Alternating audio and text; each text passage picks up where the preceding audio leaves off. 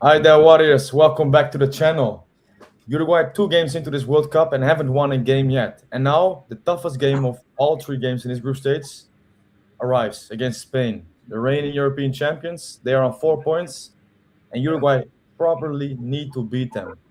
So it's going to be a really tough night for us, but Uruguay have done the impossible time and time again in history, so hopefully this can be done again. I'm joined by Alessandro and Danielle. Hi, guys. How are you doing? Pretty good, pretty good. Little Yeah. nervous. I can imagine. Yeah, yeah. So, yeah, how did you? Because we can go back first to the game. I mean, a few days ago it happened, the Saudi game. How did you experience that game? What were the feelings, emotions during and after the game? Maybe let's start with Alessandro. I think uh, I think I almost felt a little bit apathetic after the game because of how disappointed I was in the first half. There was no impetus in the team. There was no drive. The pieces were there. The recipe was there, but the meal came out flat. And Yeah, so by the time the second half came around, I thought we saw a version of the team that if we saw in the first half of that match, we would have won that game easily. And we saw that game was there to be won easily because of the Spain result in the following round. Spain wins 4-0. You're thinking that should have been 3 points in the bag. Tomorrow we'd be going into the match with a completely different complexion. So I was trying to not be too negative on the team, but the second game comes around and you see improvements in some areas and punishments for certain mistakes that should not be happening in a World Cup at a World Cup level. So definitely a mixed bag, but if there's one team to be in a situation like this and get out of it, it would be Uruguay. So we'll see. Fingers crossed. yeah. So obviously I said Saudi, but obviously it's Cape Verde. Saudi was the opening game. Cape Verde, second game. Both draws. Danielle, you were at the game, right? At the Cape Verde game. Yeah, I was at both games. I was at the Saudi Arabia game and at the Cabo Verde game. I mean, I'll be honest. I'm heartbroken, man. I'm still heartbroken. We went out there with the family for both games. Obviously, you were not too happy with the first half, like Alessandro said of the Saudi Arabia game. They showed a little bit more promise in the second half. Probably should have won the game if it wasn't for the amazing game that the Saudi goalkeeper had in that game. But then against Cabo Verde, like you said, they lose 4-0 to Spain, and everybody's going into that game with a lot of hype, with a lot of I guess positive feelings, thinking that we were going to just destroy them. And then, I mean, I'll be honest, when they scored that goal, the first one to go up 1-0, um, I didn't know what to think. I didn't know what to think. The only thing I could think of in that moment was a stat that I had heard previously before I walked into the stadium, which was that Uruguay hasn't won a World Cup game that Luis Suarez hasn't started since 1990. Yeah. And I don't know, man. I was heartbroken, man. I was really heartbroken. I really thought that we were going to come away with the 3 points, go into this game tomorrow a little bit more calm. But like Ale said, man, Uruguay is no stranger to these types of situations. We seem to want to put ourselves in these situations. And tomorrow, it's win or go home. It's win or go home for Uruguay. They have to win or tie and then hope for some things to happen on the back end. But I don't know, man. I think we're in position to win the group. Yeah, that's one way to end it. Yeah, we win away from it. That's true. But no, but looking at that game, obviously the Cape Verde game, and also the players we played and how they played. Um, what would you change if you look at the lineup we had against Cape Verde compared to the game against Spain? Obviously, probably the game plan is going to be different. But just personnel wise, what would you change, Alessandro? I wouldn't. I think I mentioned this in the first stream that we did before any of the games. Is that I actually wouldn't start Ugarte. So in the setup, in the transition, if you're going to press high and you're going to open up your center backs and have somebody to drop in between them to recycle the ball, Ugarte is too slow at doing that, in my opinion. I rather would have played somebody who's quicker on the ball, quicker on their feet, or even drop in Bentancur, and then maybe Rodrigo Salazar comes in. It just doesn't make intuitive sense to me as to why Ugarte, who's more of a destroyer, is the one you're relying to recycle and set up play from the back. that slows everything down, because by the time he's turning, and frankly, I'll be a little bit harsh, some of his final passes are not good. Like, there are some long balls he's hitting, it's Terrible. going straight out for a throw. It's terrible. I'm actually, which I don't watch a lot of Manchester United, but I've heard his level has been low this previous season. I was actually shocked at how low that level. You can also tell now it's compounded by the lack of confidence. So you have lack of form plus lack of confidence. Not great. That's not somebody you'd want to start or have everything be the sort of the heartbeat of your attack. So I would have changed him. I would have honestly dropped in Bentancur into that role, maybe put a Salazar in, because you're not only missing, what you're missing, in my opinion, is that connection in the final third between the striker and the midfield. There's nobody that's moving into the half spaces.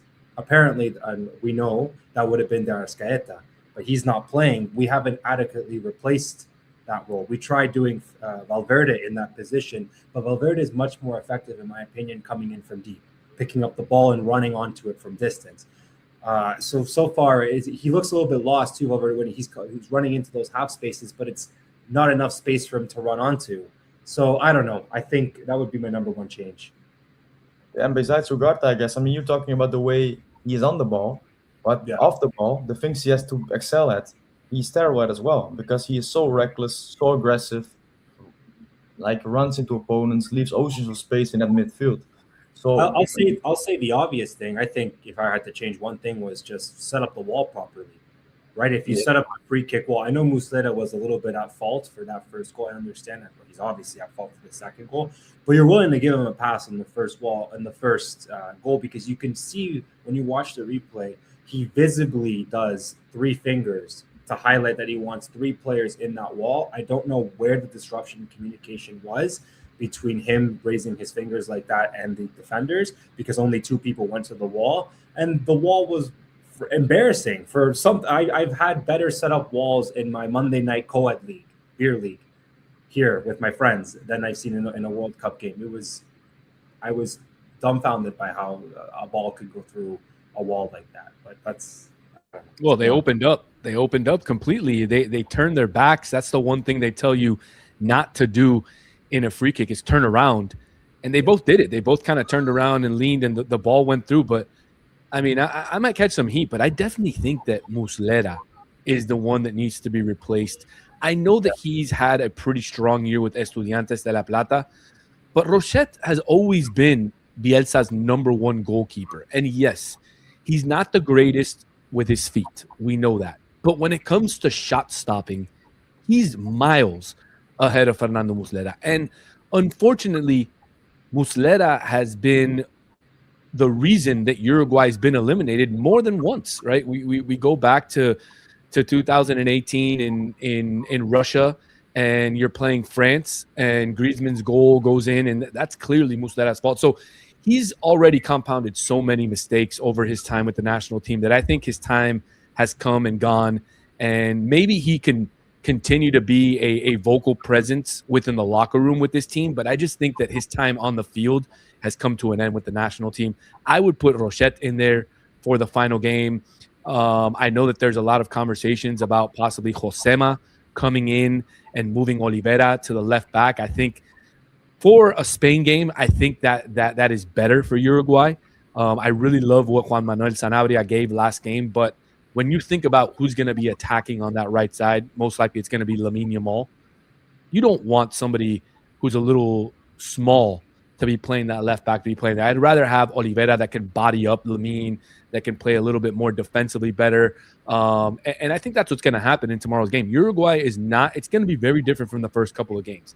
They will not have possession of the ball. Let's be honest about that. It's probably going to be 70-30. Spain's going to hold possession, and we need to sit back and counterattack and find the right spaces to create our chances.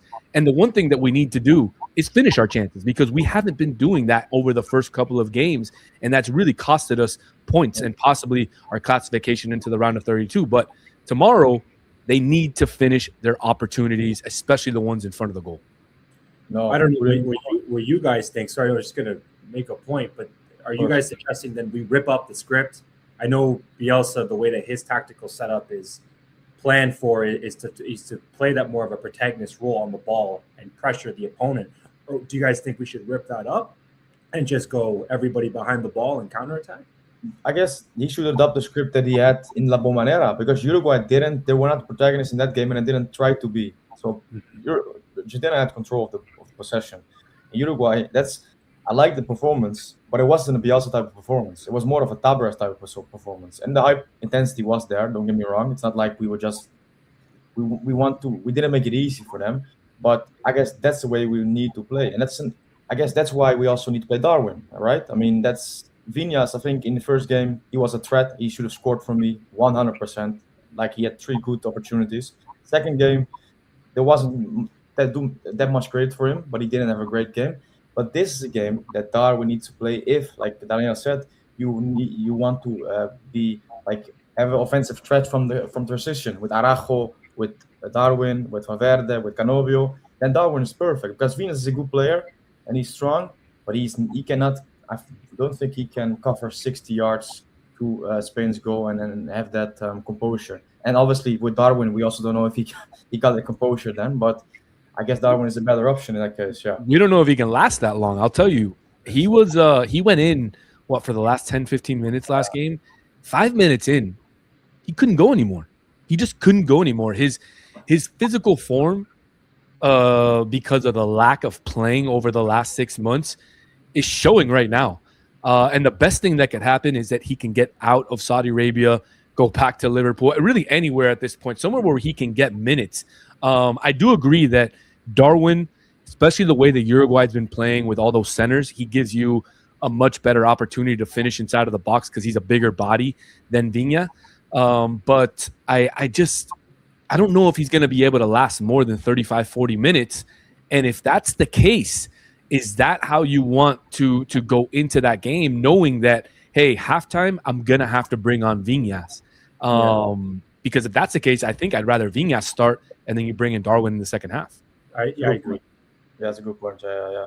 I guess that's also why Darwin, and there could be other reasons, but why Darwin has only played 2 times 45 minutes, right? That could be like, I mean, we can criticize Bielsa for a lot of stuff, but perhaps that's like a decision that's not based on a mistake of his, but actually because he sees the physical situation of Darwin. Another thing I would like to get back to, I mean, you already mentioned it with Muslera, the mistakes he made.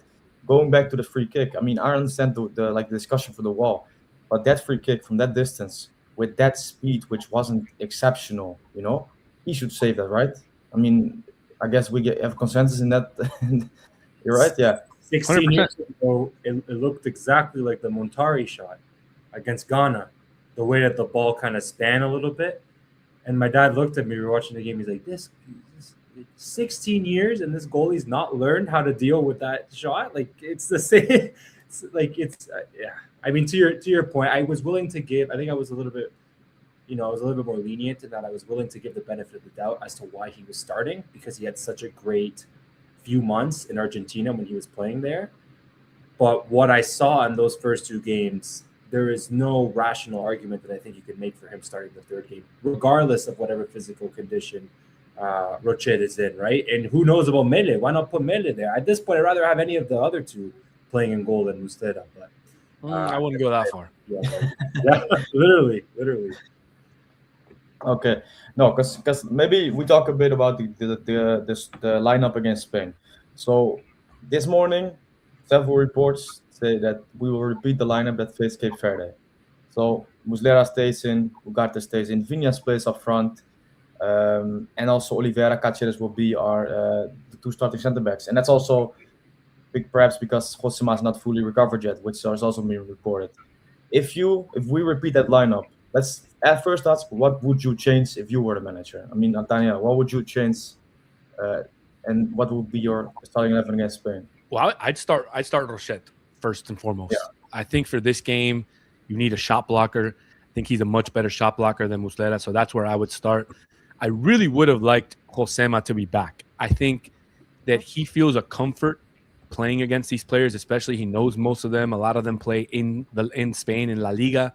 So I think for this game, it would have been good to have Josema back. I really love the way that Cáceres played. I think he's been probably our best center back throughout the tournament so far. And like I said, I would have put Oliveira on the left to deal with Lamine Yamal. In terms of the middle, I'm with Alessandro on this one, man. I really, really would have liked to see Bentancur at the 5, maybe Valverde a little bit more up, and then maybe Nico de la Cruz or Rodrigo Salazar, just anybody else, somebody that can give us a little bit more of that connection between the midfield and the forward. And then up top, I mean, you have to go with what you've got. I mean, I think I would go with Araujo, Canovio, who has shown over the last couple of games that he's just, he's hungry. He's hungry. He's not, as we would say in Spanish, fino in front of the goal. He should have scored that last one, that breakaway. But in terms of showing that garra charrua, that sangre that we asked for, I mean, he's been fantastic. And then along with Araujo and like we just talked about, I would put Darwin Nunez to start up top for this game if he can last 60 minutes, because I think he gives us the best opportunity to score. And another question. So let's say Darwin, he cannot play full game, so we don't start him. So then the alternative is Viñas or Aguirre. But is there also a possibility for us to play like a Conobio up front in the number 9 position, or maybe even Brian and maybe like more of a false 9? Is that a possibility because they have the speed, they have the intensity, I mean, Brian obviously, but that's not an option for you guys? No? I just bring something up.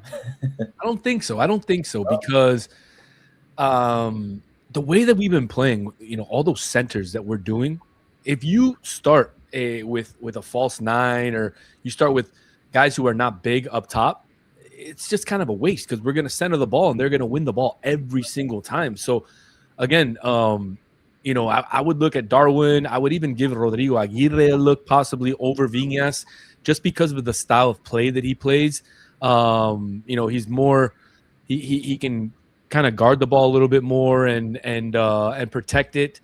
But yeah, I think it's time to put somebody new up there.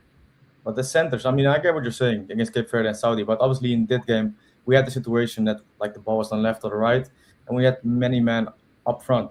But here, it's our main pathway to a goal is probably going to be in transition in that game. So that's why I think. But I get what you're saying though, because obviously we ripped the script completely as to what we have done in these 3 years when it comes to our offensive options. So that's going to be difficult. Alessandro, any change you would make besides maybe the Rochette Muslera or the Ugarte Bentancur? I mean, I agree that the goalkeeper has to change. I also agree. I don't know. I was confused as to what the reporting is on Josema. Is he sick? Is he injured? I thought he had the flu. That's what I had read online originally. If he's healthy, he starts for me in the back with Seba Cáceres. That's obvious to me. Even if Jimenez is not 100%, I'd still start him. Mind you, the primary reason is as this team lacks a bit of presence and heart on the field at the moment. And I think you get an abundance of that with Jimenez on the field wearing the armband, in my opinion. It is not to detract from Valverde's talent. I just believe that the armband, there are certain characteristics of a Uruguay captain that I think fit Josema's personality better than it does Valverde. I think Uruguay's always shine when they have a vocal leader. Valverde is a leader, but he's a leader in different ways that I think don't fit the characteristic of what a leader historically has been for this national team. So I'd start Josema with Seba Cáceres. I agree, Oliveira on the left to counter Lamine Jamal. I do Bentancur. I'd start De La Cruz. And the issue or primary question there is how long he can last, because I know there's a fitness problem there potentially. And so you sub him in later on the game. You put Salazar in there to start running at the back line. Valverde obviously in his position through the middle. And then up front, I actually disagree. I think that we're left with only one option, which is to start Viñas. I think that's probably the best option we had. He's a bull. We just need somebody to run, to give you both the running at the defender, so the press, and also somebody for a possible outlet for crosses. I think he's the only one who could probably do both up until the 45th, 60th minute, at which at that point you're throwing on Darwin anyways. And then Canovio, I agree. He's bringing a lot more grit into the team. He's missing that final touch in front of goal. Like Danny said, 100%. He got one. That was, I think, our best goal so far in the World Cup was how well worked that goal was. It had a nice combination of a passing play with a header down. And then on the left, you go with Maxi Araujo, who's been our standout player so far this World Cup. So I think that would be my lineup. Yeah, that sounds. I mean, I think De La Cruz. The thing is with De La Cruz, obviously, he was such a key part to our team when actually Uruguay and Bielsa were at their best, in that midfield. So it makes sense to start him. I think Salazar, I would love to see him play, but I also understand that to play him in a kind of game like this, while he's actually never played really a lot of minutes or any meaningful minutes besides two qualifiers, it's also going to be a tough one. But I At this guess point, it doesn't matter. At this point, it doesn't like. no, that, I agree with that as well. I agree with that as well. I find Yeah, some of the best debuts for Uruguay have been literally being thrown into the fire. yeah, Think about Josema in the qualifiers when he had to mark Falcao in 2012, I think. yeah. Like our best debut, he came in his first World Cup game was coming in for Lugano against England, partnering alongside Godin. Uruguay's made to have they're biologically designed to have their back against the wall. So I have no problem throwing in someone. And with Salazar as well, I guess. I mean, we can talk a little bit about Verde, but I think Salazar is someone who can really take pressure off Verde and what he can Yes. bring into midfield. With his character, with the way he really tries to take grip of the game. That's the player is, right? He's everywhere. He's so dynamic. So let's hope he can do that if he plays. But Valverde, I mean, how are you guys looking at the World Cup campaign of Valverde after 2 games? Then Daniel, maybe you can start with this. Yeah. Look. I don't really know. I don't know if I have an answer to that. I just it's gonna be tough tomorrow. Spain was my pick to win it all from the beginning. But I just got done before we got on watching one of those videos from Lauf, and every time I seem to get down on this team or get upset or get heartbroken or whatever it is. Every time something like that happens, they release some weird video that gets you super hyped again. And for some reason, in my chats and all this, everybody's like, "We're gonna win tomorrow. We're gonna win tomorrow," and I just don't see it. But deep down, I have this feeling. I don't know why. It's gonna be like 2-1, like the 92nd minute. We're gonna get some weird goal. Everybody's gonna go nuts, and we're gonna qualify first. I don't know why, but maybe I'll have a dream tonight about it. Hopefully, I will, and that'll foreshadow some of the events that are gonna happen tomorrow. But I'll tell you this: if Uruguay don't win tomorrow and they tie, it's gonna be very interesting because they can still qualify. It's very possible that they get Mexico in Mexico City at El Estadio Azteca as the third place team. But And call me crazy, but that seems like an easier road than if they win the group. yeah, but the thing is though, I mean, but they can also get France, right? I understand what you're saying, but it's like one of these 4 groups we can be paired up if we finish third, right? And also Egypt actually or Belgium, but Belgium probably not going to top the group. I'll take it. No, Anybody but France. Even though, I mean, if you're gonna beat Spain, yeah. I mean, you No, can but beat France. I love the way you're approaching it, right? But for We're not me, it's like if we are drawing and if we're finishing third, I don't think. First of all, I think you don't even deserve to go through. That's the first of all how I think about it. And then also, I don't see a team. And I know Uruguay is like totally different than any other football nation. So, but I don't see that then that we have the confidence or even a team and the quality at that moment to go on that run, even if we are paired up to Mexico. Because I mean, Mexico. I mean, I think the last time we played Mexico in a tournament, right? I know that it's 3-1 in the Copa America 2016. So, and also we need to get the draw first as well. That's another thing, right? I mean, and the historical record between Spain and Uruguay is obviously never won a game, but also the 2 World Cup games didn't lose. I know that. I mean, in 1950 and 1990, it's going to be a third confrontation. And also, there's history there, right? I mean, Baena, Valverde, I just saw some quotes about them. It's kind of, he has a dig at Valverde. Obviously, many Uruguayans playing in Spain or having played in Spain. The captains of Madrid, Atletico, Barcelona, obviously all Uruguayan, although one of them or 2 of them have not played a minute in this World Cup. So there are many stories there. So I guess there's plenty of to get excited for, even though we're playing very badly. But Alessandro, that game, how do you see it going? How do you see that game going? I see a game it's very awkward for Bielsa because that's what it is, right? I think Bielsa has not been able to impose his tactical setup on this team the way he envisioned it from the start. It's always been awkward. It's always been, well, press very high, we'll be very intense, but we're still going to do that thing where we sit back and soak up pressure and then hit on the counterattack. So I think I expect Uruguay will go with the best of intentions to try and put Spain on the back foot, but they will be outclassed in the first 15 to 20 minutes. Maybe we'll get a couple small opportunities. Spain will feel awkward at first because of that high press. This is a prediction. And then Uruguay will retrench. And then we'll see a lot from the 20th until the 60th, 65th, 70th. We'll see a lot of Spain possession, a lot. And it'll be very awkward, and chances will be very far and few in between. And I think this game is won in that first 20 and then that last 20. For example, in that last 20, if we're still in the game and we've defended with our hearts and we're still good and we can nick a goal, then we're fine. Or in that first 20, if we take advantage of that push that I'm expecting us to have from the beginning and we nick an early goal off a corner or something, I don't know. It's that middle part that I'm worried about.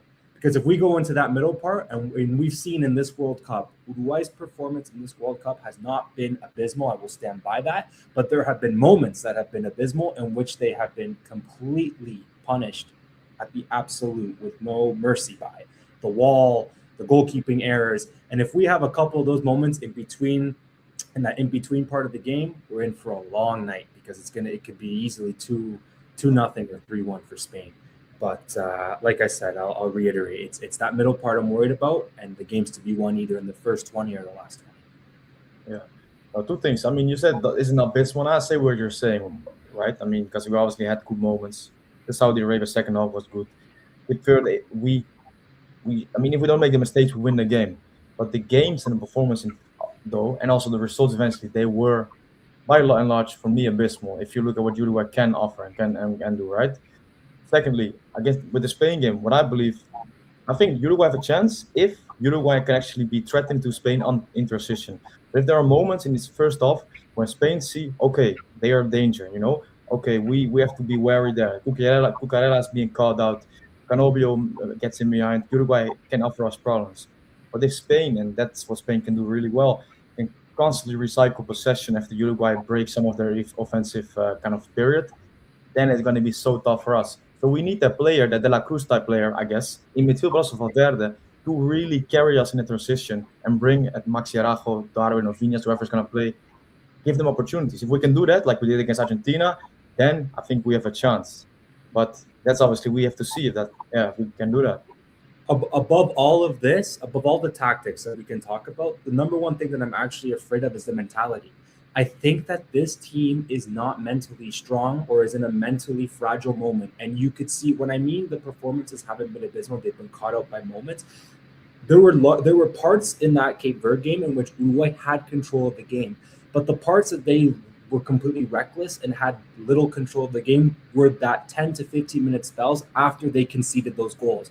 It was like they could not find their footing back in the game. That's what I mean, in which Uruguay's lacking a Josema on the field, someone on that field with presence to say, hey, let's get our foot back on the ground. Let's sit back. Let's kick the ball out of here. Let's, foul a few people. Let's just make sure that we mentally get back on our feet. Completely lacking in that second game. That's what I'm worried about, because if we make those mistakes against Spain is not a Cape Verde or a Saudi Arabia. We will be punished heavily. I agree on that. I agree on the mentality factor. I don't know if this goes back to the Copa America. If you remember what happened after the Copa America, obviously the Canobio situation, the Suarez situation, everything that happened. If the locker room just, went to hell, and then obviously you had the Nandes situation now leading up to the World Cup, as well as other players who a lot of folks thought would get named to the roster that didn't. So I don't think that the locker room is all there. I think that there's a lot missing in the locker room. I agree. The one thing that you can guarantee will happen at a World Cup for Uruguay is somebody's going to kick the shit out of somebody. And we have not seen that yet. We haven't seen one Uruguay player take a card and lay somebody out. And that's something that's guaranteed at every single World Cup, at least one time. And we haven't seen that. Yeah. So that's true, actually. Yeah. And hopefully it's not going to be when Uruguay 2-0 down in the 19th minute, like in tomorrow. That's hopefully not going to be the case. If it takes Valverde coming up against Baina, whatever his name is, yeah, Spain, maybe that's the kicker that gets him going. Sure. But there's also a worst case scenario in which he goes in on him heavy in the first 20, and all of a sudden we find ourselves a man down going into half. That's what I was thinking actually when I read these quotes. I think it's gonna go two ways. Valverde is gonna have a great game, or Valverde is gonna have a tackle on Bayania very early, and he's gonna get sent off. You know, like the Gerrard situation in the derby against Herrera. But I mean, that's maybe Valverde, like a bit more talk about him. Obviously, he's been criticized a lot, right? Valverde, and I think it's rightly so because he's the captain, he's the big player, you know, Real Madrid captain, and he's not showing up in any way, any type of performance. He's not delivering any type of performance that we expect from him, and we need him in these games. But if he turns up against Spain, if he carries us to a win, obviously that's the beauty about football. Things turn around very quickly. But do you guys think he is capable of that performance right now for Uruguay? I think he is. Yeah. I think he's definitely capable of showing us something. We've never seen it yet with a Uruguay jersey. We've never seen him play for Uruguay like he plays for Real Madrid. We haven't seen him score the crazy goals that he scores for Real Madrid for Uruguay. We haven't seen any of that. But like you said, Dave, soccer is a game that is ever changing. And so you can have all these bad games and then show up and everything just clicks for you on one day. So if the question is, can Valverde put together a Real Madrid style performance for Uruguay? Absolutely. Absolutely. The question is, will he? And does he have the mental strength and the mental capability to flip that switch on when the game goes tomorrow? Because that's going to be the big thing. He's not surrounded in Uruguay by all the same players that he's surrounded at in Real Madrid. Obviously, he has Vinny Jr., he has Rodrigo, Jude Bellingham, a bunch of players. He doesn't have that type of player next to him in Uruguay. So that's why he needs to give a little bit more for this team. He needs to put on a Lionel Messi performance. He needs to put on, a Kylian Mbappe performance, something like that for Uruguay to have a chance to win tomorrow. And can he do it? Absolutely, he can do it. Unfortunately, we just haven't seen it yet. So I know a lot of fans are down about him because of that. Personally, I don't think he's a captain. I don't think he's captain material. I think he's a fantastic player, but he's not that person who's going to lead a locker room. So, maybe if Josema jumps in, they give him the captain band. Maybe that takes off some of the pressure from him to be the captain and to perform, and he can just concentrate on just performing on the field. But I mean, that's something that nobody's talked about. Maybe the captain's band is just weighing a little bit on him. If I can build on that point very quickly, I agree. Having Josema come and take the captain band off Valverde will relieve a lot of that pressure on him. If I'm thinking, how do we best set up this game? I've seen a lot of negativity around Valverde online. I've read a lot of things attacking his character, attacking his personality, attacking this and that. I think that is, unnecessary and a bit redundant at this point. But how do we get the most out of Valverde in this team? How do we replicate the conditions for him to play in which he plays on Real Madrid? Because right now he is our only world-class bailout. What I mean by that, and when I think back, and I think all of us as fans have thought about in the last 10 to 15 years that we've been watching this team, and all of those great World Cup moments in which we've had England, Italy, Portugal, the 3 games that come to mind. Every single game, Uruguay has had world-class bailout. Suarez, the Cavani, a Godin header. Those are world-class players providing you bailout in moments in which you need it. And so that's what I think this team lacks at this moment. Unfortunately, we only have one world-class player in our squad, in my opinion, at that moment, who is Federico Valverde. So how do we replicate those conditions? To me, you take the captain's armband off of him. Second, you make that midfield. He's caught in between two minds right now, where in Real Madrid, he runs around, he hits people. He's kind of both a destroyer. He's a physical presence. He's running into space from behind. That's where he's best at. But in this team, he's having to be caught doing that while also playing a 10, while also trying to recycle possession, because Uruguay doesn't have that quality in midfield the same way that Real Madrid does, to Danny's point. So how do we do that? Do we bring in a De La Cruz? Do we bring in a Salazar? Do we then kind of tell them, okay, go in a little bit deeper, run in behind, take some shots, test out Spain's goalkeeper? To me, that would be the number one thing I'm thinking about for setting up for Friday's game is the team, everything that you do tactically has to be to get that world-class bailout from him. Yeah, I mean, I see what you're saying. With him, with Verde, obviously, it's because at Real Madrid, he is great, but also he doesn't have the responsibility doesn't lie on him to produce Yeah, great feet in front of goal, and he comes up with them because he's a great player. But with Uruguay, obviously, that it's he needs to do it because nobody in that team, besides maybe Max Arajo, is gonna deliver the exceptional in front of goal in this team. I guess we can all say that Darwin perhaps is capable of it, but we are not seeing it over the last 2 years for him, right? So but what I kind of dislike about Verde in these last few games, especially in the Cape Verde game, there were moments in front of that goal in the box where he has the ball and he needs to assert himself in that position, go for that shot, pass that one opponent and do it. And he doesn't do it. And I don't know for the life of me why he doesn't. Because he knows we want all of us, Bielsa, the team, the fans, want him to do that. And maybe that's his character a little bit, I don't know. But that's right. That drove me crazy in that game, honestly. but that's Maybe we have to play in white. yeah. True. Yeah, that's what happened to the white second kit. I don't know, man, but they haven't debuted the black one. I guess they might use it tomorrow. They are.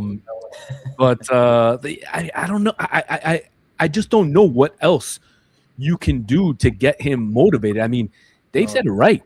He said it right. He's been in front of the goal many, many times over this tournament, and he doesn't shoot. He looks for the pass, and he needs to look for his shot more. He needs to take more shots outside of the box like he does at Real Madrid, and hopefully one of those might go in. But if you don't try, you're never going to know if they go in. No. I mean, he had a few, but these were his like throwaway shots basically. But there were moments like where really he had this opportunity. Yeah, Alessandro, please. I know I saw him when the camera pans to him at the end of the national anthem. I think this has been posted a couple of times on Twitter as well. He looks afraid. And it reminds me of Messi in that 2010 to 2012, 13 period when he was playing for Argentina, and he was getting railed on by the Argentinian media and the press, especially after that 2011 Copa America exit. The faces are similar, in which there is this overwhelming pressure in which you have to be everywhere, do everything, perform every single role for the team at once. And that's what I mean to my points. If you're able to relieve him tactically a little bit, that might push him in the right direction. But to your point as well, he's been in that position to shoot. So now everything's kind of compounding on top of one another and creating this mental barrier or block. But the one thing, too, you could just tell he's not into it, was the free kick against Cape Verde, in which he's had that position many, many times in Real Madrid before, and that he's at the very least hitting the target. Yeah, that was like was a bit of a symbolic moment for me. So on this World Cup. Yeah. So and I mean the thing you mentioned as well. I mean Uruguay in these past few World Cups, the 2022 one may be a bit of an exception, but obviously always relied on that strong defense and that world class talent up top, and it's not there at this moment in time. So then we look at the midfield, and I mean. And kind of I don't think we're gonna do it, and we shouldn't do it actually. But with the Ugarte situation, I was also thinking maybe Valverde even at the base of that midfield is a possibility, right? Because we are struggling there. How do you see that position against Spain? Because if Uruguay are defending or hopefully keeping a clean sheet, because obviously if Spain score 1 or 2, it's going to be really difficult for us to score 3 on them. But how do you see us in that midfield, stopping attacks, stopping Pedri, Olmo, these type of players getting through with Ugarte in that midfield? Because he's obviously going to start. It all points to that. Look, I'll tell you this. I think that this game is going to be different in a lot of ways for the first two, because the first two games, Uruguay had most of the possession, and they had, 10 of their 11 guys in the opposite team's field for a majority of the game. And where Uruguay struggled was in the counterattacks. Now, Spain is not a counterattacking team. They like to possess. They like to hold the ball. And so if you can keep the ball in front of you, I think Uruguay is going to be okay, because I think they've showed that as long as it's not a counterattack, they're able to defend pretty well. Their biggest issues are when they turn the ball over at the half line, or they turn the ball over and the other team gets a quick, fast break. Uruguay seems to always be out of position, and that's what gets them in trouble. And so this game is going to be different, because Spain's going to try to keep the ball, try to possess the ball, and look for the small lanes that they can put the ball through and look for that center. We know how they play. I mean, we all play in Spain. We've all played in Spain at some point, and so we know the tactics that they're going to go to. So the idea is keep the ball in front of you. Don't let them get into any of the lanes. Keep a very tight defense, and if you can do those things, I think they'll have at least 2 or 3 opportunities to get one in the back of the net. And again, it's going to be very similar to how we played against Spain in 2016. Very similar to how we played against England in 2016, where we kind of waited back and then, counterattacked and tried to get those goals. So if they can do that and they're able to capitalize on 1 or 2 of their 3 opportunities that they're going to have tomorrow, then I think they have a chance to pull off this upset. Now, I don't know if you guys know this, but I think it's been since like 18 something that Uruguay hasn't beaten Spain in a major tournament. So again, we're facing all the negatives in front of us right now, but I have so much faith in this country and in their history that I think that if they can figure it out, we're going to be having a live stream on Saturday or Sunday talking about Uruguay moving on and facing the second place team in Argentina's group, because we're going to win this group. And I'll be hungover if we do that. Wait, well, what are you drinking? Everything. If we win against Spain, that bottle of champagne's coming out. I don't know. If we win against Spain, it's gonna be 5 a.m. Where I'm at. So maybe I'll drink then the night after, I guess. I agree with 2 things there. And there's like the rational side of me, which thinks we have no chance. But then there's the irrational side of me, which taps into the spiritual and cultural side of Uruguay that thinks there's always a chance. But the 2 things is that when Spain has the ball, it requires a lot of tactical rigidity and organization to hold that line, hold your shape and formation. What I worry is that this team has not had enough continuity in friendlies and warm-up games, for example. We didn't have any where you build that sort of familiar understanding. And there have been moments that I've seen in the first 2 games where we're caught out by that. And then the second thing is that Spain is a team in which I think you can physically impose yourself on the opponent, on them.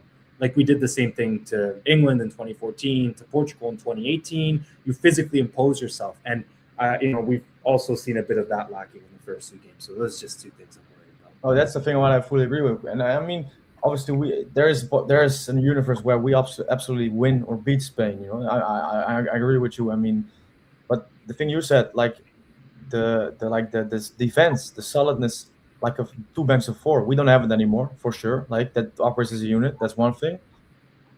So we have to recover that for this game, and that's I'm really doubtful if we can do that. And also like also I was wanted to say something when it just escaped me. No, but so yeah, we have to find out if we can. Obviously, I mean, maybe let's do a score prediction because I just wanted to say something, but it completely escaped me. So I'm switching to score prediction. Daniel, but this is what I wanted to say. Sorry, guys. The irrationality you mentioned, right? The thing is, I have this as well, right? Every one of us has this. Even if you are like not the favorites at all, this is Uruguay. You still believe that Uruguay can do it.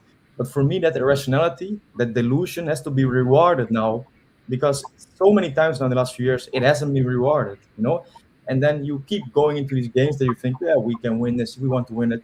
And we keep coming out as the losers, being defeated, being knocked out. And if it keeps happening, I think it's already 10 years that this stuff is happening. And so we have to really do it now, because otherwise we are really being deluded. Because we cannot talk about 2010, 2014, these type of times when we're talking about a completely different team that hasn't delivered at all. I think if we look back at the Copa America, I look at a campaign that we scraped through against Brazil, a terrible Brazil team, and we bottled it in the semifinal against Colombia. When we were playing against Colombia, we man up for 60 minutes.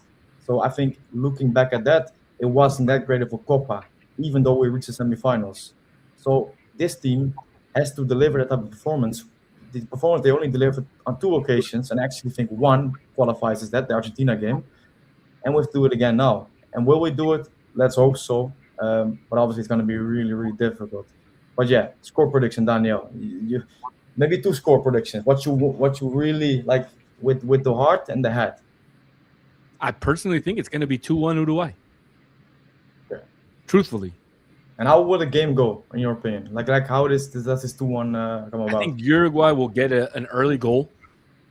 something that nobody's going to expect, something in the first 15 minutes. They'll get an early goal. Spain will tie it after that lovely hydration break that everybody loves. They don't make a dollar from it, right? That's what I heard yesterday. Exactly. And then I think Uruguay will score something in like the 84th, 85th minute to make it 2-1, and everybody's going to go nuts. That's personally what I think is going to happen. Edgar, agrees with you. I like how Daniel thinks. Yeah. Look at the bright side. If Uruguay does not move on, fans are going to be happy because it'll be Bielsa's last game. And if they do move on, fans are going to be happy because we get one more game at the World Cup. So that's the positive way to look at it. Obviously, you don't want to lose and get grouped. That would be 2 World Cups back-to-back that you're out in the group stage. And Uruguay is not the team that should be, falling into that trap of being grouped, especially with 48 teams. I mean, come on, we're Uruguay. We have 4 world championships. Like, come on. But yeah, I don't know why. I'm gonna go with 2-1. 2-1 Uruguay. Alessandro? I'm going to go with 1-1. 1-1. And then go through or knocked out? We'll go through as the 32nd team. Okay. Yeah, like in South Africa, right? Qualifies 32nd team. Sure. Hey, that's fine, man. Yeah. No, but because if we talk about that, I mean, maybe I can have the groups in front of me here. Because South Korea, if we draw, we finish above South Korea in this ranking of third place of best third place teams. So that's 1. Bosnia obviously have 4, so we don't. Scotland also have 3, but they have a minus goal difference. So these are 2 we finish ahead of, and then there are a few more, I guess, that we probably will finish ahead of if we finish third, as with 3 points and a 0 goal difference basically. So yeah, obviously if we draw, we can go through, and then obviously Mexico, France, these type of teams we face then. I actually don't know what the path beyond that game looks like, but obviously it's maybe a step too far for Uruguay at this moment in time.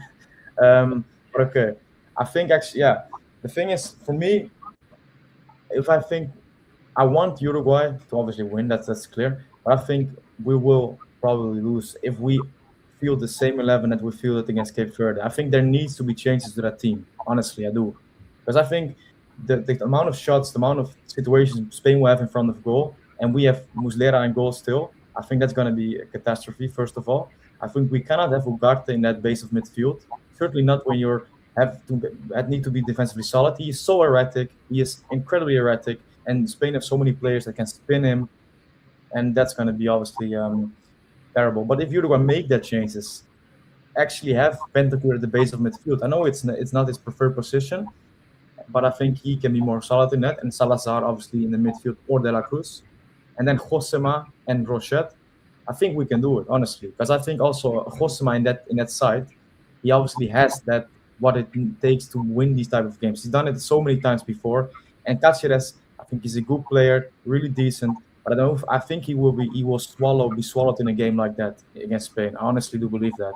And also Cáceres, Oliveira, center back pairing in that game, I think is really tricky. Sanabria, I like him a lot. The first game he came on, he really was a difference maker. But already in the second game, I thought this guy is a bit green still, And against Yamal, that's going to be a really difficult one. So I think there need to be changes to that lineup. But if we do make them, then I think there's a chance for us to actually get the result and go through.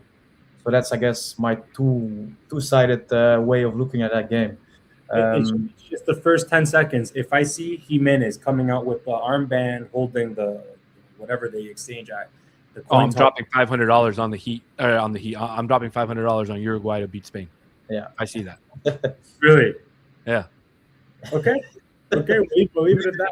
In the group chat, right? You need to send the I'll send the bet slip. I'll send the bet slip. If Josema walks out of the tunnel tomorrow at 7:45 p.m. Eastern time, yes, and I see him with an armband, I will send the group chat my bet slip. I will put money on. I don't sports gamble. I will put money on that game too, because that will fill me with so much confidence. because that's what it is. I've seen Valverde come out in the first 2 games. So I'm just like, okay, that's cute. But seeing Josema with the armband, knowing the situation that we're about to encounter, would fire me up to a whole new level. Yeah, and like I say, he has the track record, right? He has it, And don't forget, the last time we faced the reigning European champion in a World Cup, we beat them, right? Portugal, I think, pretty sure was the last one. Obviously, 2022, we faced Portugal, but and then that game even talking about that game a little bit, we made one mistake, and it was the Pepe header, in the corner kick. But we were basically flawless in the game. That Muslera should have saved. You think? Yeah. Watch that goal again. I rewatched the whole game a year ago. Okay. And you see Suarez absolutely over the moon, like in anger at Muslera for not saving that. Like he was like yelling at him and everything. It was an interesting moment.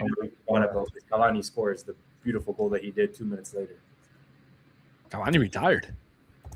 Yeah. Is that confirmed? Was that did he retire? He stopped with he hasn't retired, but he basically canceled his contract with Boca. Yes. He demanded the last 6 months to be paid. Yeah. I don't know if he goes back to Uruguay. Maybe he plays 1 season or 6 months with Danubio to hang it up. I think that would probably bring his career full circle.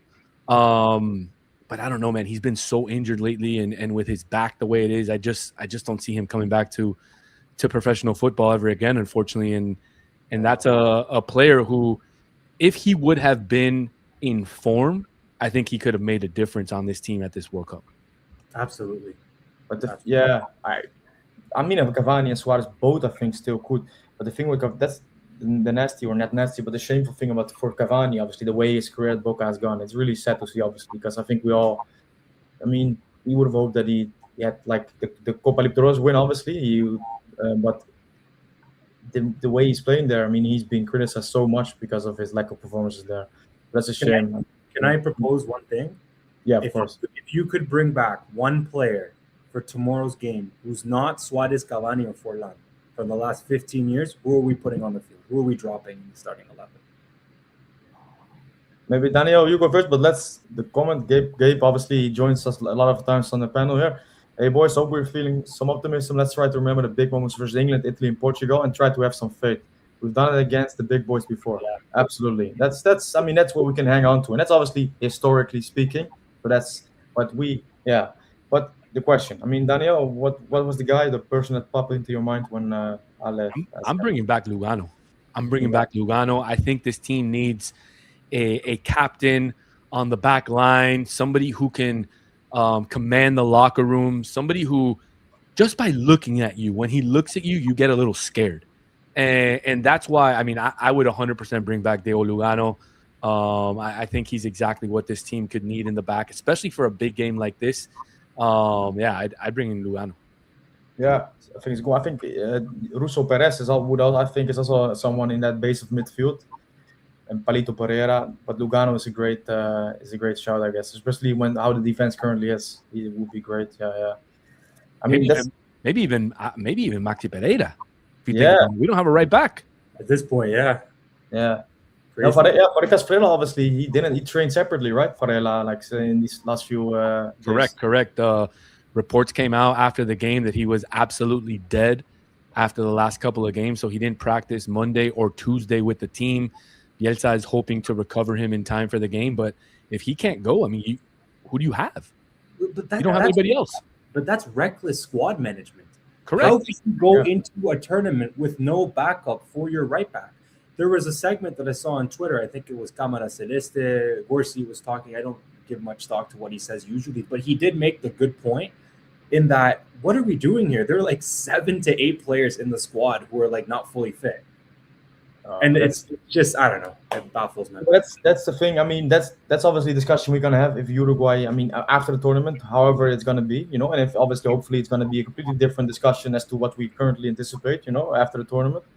But the squad planning has been terrible, because I think it's 3 or 4 or 5 left backs basically. Then obviously Araujo, but we know he was injured, or he knew he was injured. Bielsa did. He was our right back alternative for our. And Verde was the other one, basically. And no Torreira. I mean, Torreira obviously has been talking in Uruguay, I think, the last few days. Obviously, another decision that's not been, well, it's not worked out, I guess. But yeah, no, I mean, I think Edgar said here Godin, obviously, with Godin, besides Godin, Suarez and Cavani, the one with we would bring back. But Godin obviously would be great as well. And the thing also about the World Cup coverage right now, with the way FIFA does it, bringing on these ex players in that position in the stands. Yeah. You see Godin, Lugano, Forlan, and I saw some photos of Lugano or some live images. He was like, you saw him like exploding in his head watching that team. And probably the intense desire to actually be a part still of that Uruguay side and helping them. But yeah, Why is Suarez going to the games, man? He looks like he's a prisoner in a cell, watching the games, the pictures that came out. but because the first game they did not show him at all, like on the TV coverage. But the second game, obviously they found his box basically because he's not part of that like the FIFA crowd basically. He obviously I think he has a box with his own family. But yeah, he was yeah. And obviously, he also still gets criticism for the fact he was there. You know, you saw that, like a lot of people also going in on him. But yeah, no, it's yeah. Let's hope like this complete the way we're feeling is gonna be completely different tomorrow night. And obviously, there's a chance that can be the case, right? So I guess tonight you're gonna watch some football as well, the Ecuador Germany game and this kind of stuff. Yeah. Absolutely. Yeah, I haven't missed one game. Okay, that's nice. Yeah, I have because for me, like, Yeah, the time changes. Everything's in the morning, right? yeah, Qatar was great for me, man. Qatar was really great for me. Yeah, but no. Yeah, let's have a look. Edgar says, "Damn, said all the players were thinking of our defensive minded. Can't even think of offense." Dario Silva. Yeah, I mean, I wouldn't bring him back now. He only has one leg. yeah, that's true. That's true. Yeah. Throwing it out there. I mean, No, but probably not the guy you want to bring back. if Although he might be able to do more than what Federico Viñas has done the first two games with Yeah. one leg. Oh, but the Phineas thing, that kind I said it earlier, but he had like had three opportunities to have a header. You know, they were really good opportunities with Phineas, but he obviously couldn't convert. Yeah, but maybe if we talk about offensive players besides Dario Silva, like a type of player in that like this the position of Darsketa, maybe Aracoba obviously could be obviously for us, I guess. Well, I was a kid when he played for Uruguay, but my dad says watching Valverde is exactly like watching him back in the day. No There's chance. No chance. No chance. No chance. No chance. Is that wrong? Valverde is like 2 or 3 echelons under what Recoba would do with the national team. I mean, that's how Oh good. wow! Oh wow! Yeah. Oh, wow. Yeah. Good to know. I mean, if you ever want to, I mean, I would still put him on the roster today. If you have a free kick, I'd bring him in. Yeah. I would have brought him in for that last free kick that Valverde took. Would have brought in Suarez. I would have brought in Forlan. Anybody. I saw it, but with the free kick, by the way, some people replicated that De La Cruz image, you know, with because obviously for that free kick, probably they were on the right side. There were also some people free, but I thought it was a bit far fetched, you know. Didn't know if you saw that image, but yeah, You're right. He could probably still do it. I rewatched that clip. This is Uruguayan League football stuff, but Clásico 2014 against Peñarol, the Centenario, the last free kick of the game. I watched that clip. It sends me chills and goosebumps every time I watch it. But, not to out what side I'm on, but I will leave it in. I might have just doxed myself. It's all right. Just tell him you're a Boston River fan. It's all good. yeah. Okay, guys. No, yeah. I guess we ended there. I mean, we go an hour, but it was good to chat to you once again. I mean, the last time we did it was ahead of the tournament. Now 2 games in, it's obviously not gone as the way we wanted it, but we still have a chance against Spain. I guess that's what it all boils down to. And Uruguay obviously still have the players that can do it. Spain is not untouchable. You know, they are not untouchable. They're a great team, and when they're on it, they will play us apart. You know, they will beat us convincingly. But even the Cape Verde game, but also earlier even in the Euros in the group stage, although they were great, they were not this destroyer of all teams that were in front of them basically. So there is a chance, and hopefully Uruguay can take it. Yeah, because that's where we can leave it, and hopefully I can speak to you guys next time when Uruguay are through to the round of 32. I wanted to say round of 16, but obviously a game has been added. Yeah, What do we need today to go our way? Because there are some important results we need, right? Yeah, Let me have a look. you need Germany to beat Ecuador or tie. Yeah. Ecuador only has one. Yeah, You need USA to beat Turkey so Yep. that they don't get 3 points. You Japan, need Japan, Japan Spain, or Sweden. Sorry. Yeah, Japan to beat Sweden, right? yeah, that's true. Yeah, 'Cause Japan has 3, I think. but maybe Sweden also has 3. yeah, but Sweden has not true. Yeah, but Spain has 4, so then it's Spain or Spain. I keep saying Spain. Japan has 4, and if Yeah. Japan beats Sweden, obviously it's better for us. But maybe one more like quick segment on that. Do you actually think in that game, Uruguay Spain, if it's like 80 minutes, 70 minutes, and it's a goalless draw? How, I mean, we have these situations in World Cup history when two teams do not have like one team needs only a point basically, or kind of has enough of a point, and another team is fine with it because Spain is going to finish the group as the leaders if they have a draw basically. Because Cape Verde are not going to beat Saudi 3-4-0, I think.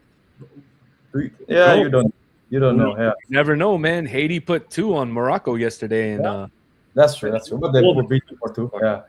No. But do you see a scenario where you think, okay, we kind of let this game bleed to its death and it remains goalless or 1-1, whatever the score is?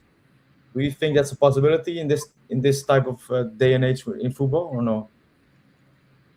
I think it's possible. I think you can agree to a final score. The thing is that even with 3 points, Uruguay is not guaranteed one of the top 8 third places. So I think at the end of the day, if you're Uruguay, you have to go out with the mentality to win and to get all 3 points. And again, you have to play to win the game, not to lose.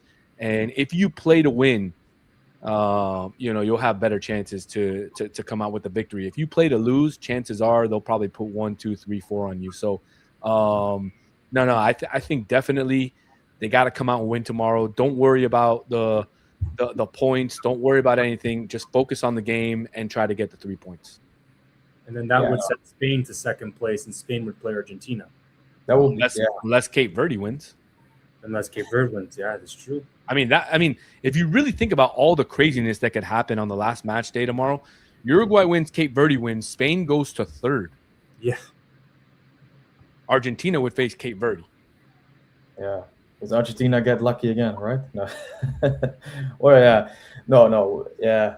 Well, they wouldn't have to face one of the top teams until the quarterfinals because the next game after that would be an easy game, and then they would either face Colombia or Portugal, I think, in the round of in the quarterfinals. So, Argentina is getting another nice little red carpet into the final rounds. Yeah, but on Argentina, maybe. Do you guys enjoy watching Messi this World Cup? No. Like, do you like? Because I know, obviously, I mean, you are proper Uruguayans. I'm just I want to be covering Uruguay, right? So I grew up obviously loving Messi as well.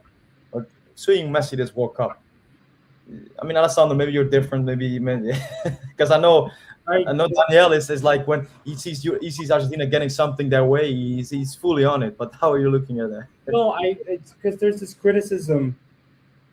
Argentina is like Uruguay lives in their heads rent free. That's how it's always been. Uruguay's always been the annoying fly that keeps coming back into your house.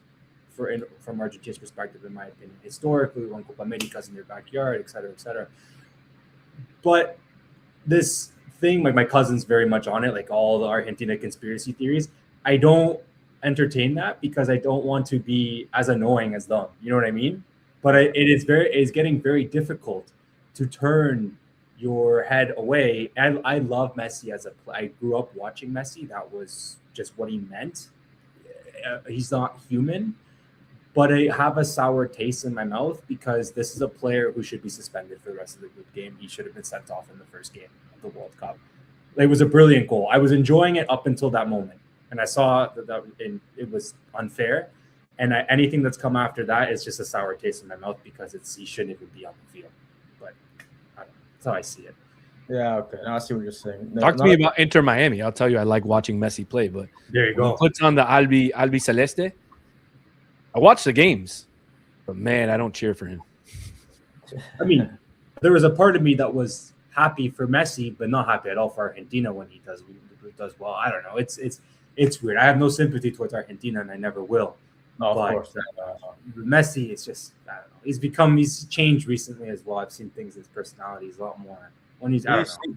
Yeah, he's feeling himself a lot as well, and also the way he kind of not necessarily being a bit arrogant, right? I mean, Yeah, my best friends down here are mostly all Argentinian. So if Argentina wins, I mean, I have to go 8 years of listening to this garbage. Oh my God. And then equaling the 4 trophies. And I mean, so I mean, maybe I'm just a sourpuss, but yeah, just anybody but Argentina. I see what you're saying, and it would be so fantastic if we actually of the game, if we go through, and we face them. If that happens, we don't know obviously, and we beat them. That's obviously a game that it's so great too, because we obviously Argentina are the dominant side in South America for the last 6, 7 years or 8 years, whatever. But if we actually put it on them in a game like that and kind of end that Messi era and Scaloni era, that would be incredible. Also because of all the shit and they give about the 4 stars lately, because they love it, Argentinians. They love to give that out, obviously, and to kind of get the dinosaur memes out. And they have all right to do it right now because Uruguay obviously are not showing anything. So I hated that narrative before the tournament that everybody was so fixated on that round of 32 potential matchup. We lost complete sight of what we needed to do in the group stage a little bit. I was like, yeah, that's exciting, but I understand why people fed into it. It's for the clicks, for the video, for the clips.